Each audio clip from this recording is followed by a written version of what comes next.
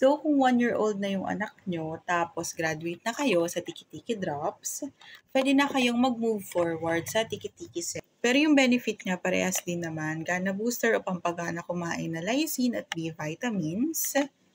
Tapos, immunity booster naman yung vitamin A, C, D, E at taurine. Actually, ito yung main difference niya sa drops kasi meron na siyang lysine na kasama. So, dagdag na booster siya sa ating mga anak. Pero habang ino-open ko to, kung gusto niyo makita yung details ng box, i-zoom ko na lang para sa inyo. So, ito si 60, okay, baliktad. Ito si 60 ml. Details niya, kung ano yung makikita niyo sa box, yun din yun nandito. Tapos ito naman yung 120 ml.